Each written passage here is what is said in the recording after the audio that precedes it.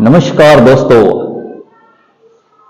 Good evening, शुभ संध्या, राम राम, नमस्कार। Jetty classes की तरफ से यूट्यूब पर देखने वाले सभी छात्रों, सभी विद्यार्थियों और मेरे भाई बंधुओं, जैसा कि आपको पता है जेटी क्लासेस आपके लिए बहुत ही हिंदी की और इंग्लिश की और मैथ की क्लासें आ रही है। अब छुट्टियों का दौर है, सब बच्चे आराम से रजाइयों के अंदर आराम कर रहे हैं, सर्दी का एंजॉय ले रहे हैं, आनंद ले रहे हैं। तो क्यों ना हमारी क्लासें ही देखी जाए। पहले आपके अर्धवार्षिक एग्जाम बढ़िया होंगे, अच्छे नंबर आएंगे, मार्क्स। तो जो विद्यार्थी, जो मेरे भाई बंधु इस चैनल पर नहीं जुड़ा है, तो इस चैनल पहले यूट्यूब हमारी क्लास देखने से पहले इस चैनल को पहले सब्सक्राइब करें। सब्सक्राइब नहीं किए तो शेयर तो जरूरी कर दें। तो देखिए, आज वर्ष का आखिरी, आपको पता है आज का दिन बहुत बहुत बहुत कीमती है, क्योंकि फेसबुकों पर, व्हाट्सएप पर आपके रिश्तेदार, आपके मित्र, दोस्त आज बधाई का आज जश्न मना रहे हैं। आज रात्रि को 12 बजे 2024 स्टार्ट हो जाएगा एक नया, क्योंकि इसमें दो पहलू है। देखो, एक हमारा जिंदगी का एक साल घट रहा है। क्या है? एक साल घट रहा है, परंतु एक वर्ष बढ़ भी रहा है। उस बढ़े हुए में हमें जो पीछे 2023 के अंदर हमने जो कुछ रह गया है, हम आगे उससे बेटर, उससे बेस्ट करने का संकल्प लें, प्रतिज्ञा करें। तो आज इस 2023 की संध्या पर सभी को, मेरे YouTube देखने वाले सभी भाई बंधुओं को पहले नव वर्ष की हार्दिक शुभकामनाएं। अलविदा, बाय बाय 2023। आपके लिए 24 अच्छा और उमंग भरा और प्रगतिशील और जोशीला हो। आपके लिए आपके अरमान पूरे करें। इसी आगे देखने के लिए हमारे आपके हर अरमान पूरे हो। तो देखिए, आज की हमारी विशेष क्लास है री। क्या है री? हमने देखे हैं कि सभी जो री, ये है री। क्या है? ये री। तो इस री को मात्रा, तो हमने देखो, वैसे तो हमारी जो मात्रा है, आगे आप संधि पढ़ोगे उसमें री है। री किस में बदल जाएगा? रे में बदलता है। री किस में बदलेगा? रे में बदलेगा। किसमें बदलेगा? रे में। जब हम कौन सी गुण संधि करेंगे तो उसमें जैसे री होगा वो रे में बदल जाएगा। ठीक है? तो देखो, री की मात्रा, जो री की मात्रा है वो कैसे लगती है? उसकी इस तरह लगती है। जैसे अपने कहते हैं कृषक,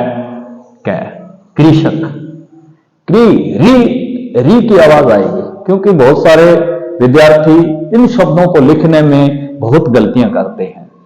कई बार जो री है वो मात्रा भूल जाते हैं, कहीं पर सही लिखनी है, कहीं नहीं। देखो, कुछ शब्द ऐसे आते हैं एग्जाम के अंदर जहां पे क्या है, हमें कंफ्यूज हो जाता है, अभी कौन सा शब्द सही है, कौन सा गलत है। तो री की मात्रा आपने पहले क्या करना है, जो आपको व्यंजन है, क्या है? व्यंजन। जो व्यंजन शब्द है वो कैसे लेकर क्या है? ग तक। कैसे ग तक क्या करने, उनको पूरा कंप्लीट करना है। उन कंप्लीट करने की जरूरत नहीं है, आपने पीछे कंप्लीट कर चुके हैं व्यंजन। अब उनको थोड़ा रिवाइज कीजिए। कैसे? एक सेकंड से बोलें। क, ख, ग, घ, अड़, च, छ, ज, झ, हन, ट, ठ, ड, ढ, न, त, थ, द, ध, न, प, फ, ब, भ, म, य, र, ल, व, श, स, ह, अक्षर और शर्मी।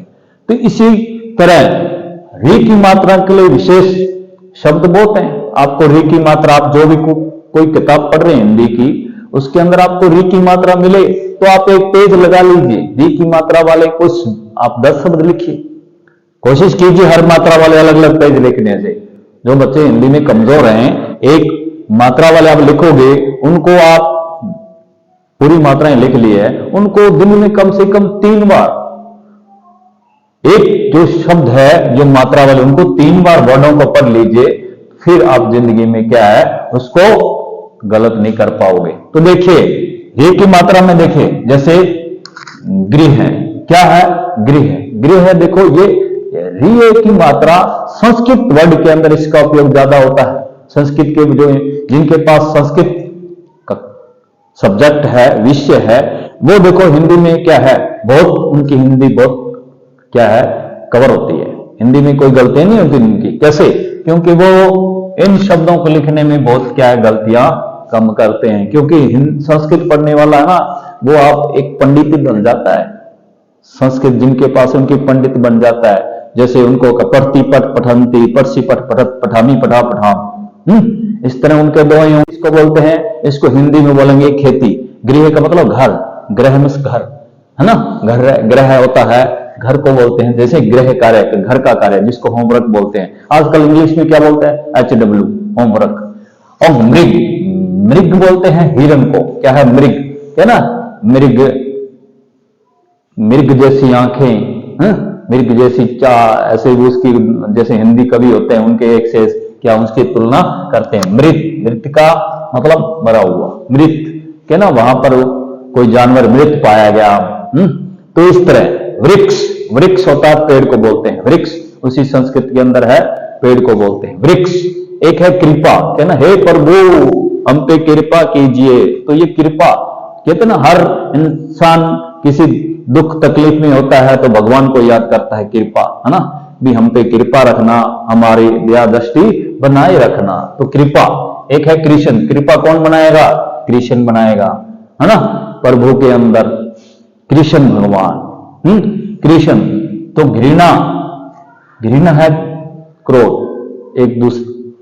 आता है मृदा, मृदा किसको बोलते हैं, ये वर्ड जब तक साइंटिफिक में ज्यादा आता है, विज्ञान विषय के अंदर ये मृदा, मृदा बोलते हैं मिट्टी को।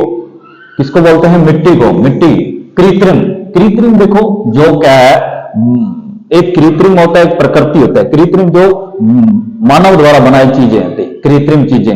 जैसे देखो आजकल जिसके हाथ नहीं है, पैर की नहीं है, तो मानव ने उनको कृत्रिम पैर बनाए हैं, एक बनावटी किसी औजार के द्वारा कृत्रिम पैर बनाए हैं, कृत्रिम पैर लगाए हैं। जैसे उसके पैर से वो चल सकता है, एक रिमोट की तरह वो काम करता है ना, पैर उसके कृत्रिम लगे होंगे, उसी तरह वो चल सकता है, हाथ से काम कर सकता है, अपना कार्य कर सकता है, कृत्रिम।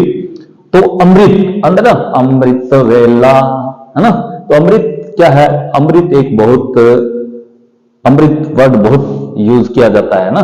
एक है प्रकृति, प्रकृति क्या है, जो भगवान ईश्वर के द्वारा बनाई गई चीजें वो प्रकृति होती है। जैसे भगवान ने अपनी प्रकृति के द्वारा चीजें बने, जैसे पेड़ पौधे हैं, पर्वत है, नदियां हैं, झीलें हैं, ये किसने बनाई, इंसान ने नहीं, ये प्रकृति की देन है। जो हम आज मतलब पेड़ों से सांस ले रहे हैं, है ना, बादल का बनना है, बारिश होना है, और जैसे पहाड़ों का है, जैसे खनिजों का निकलना है, ये प्रकृति की देन है।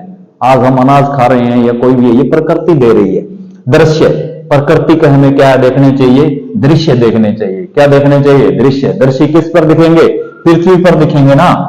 दृश्य हमें कहीं भी, ताजमहल बना है, ताजमहल कहां बना है, ऐसा तो नहीं ऊपर आवाज, ऊपर आसमान में बना है, तो बना धरती पर।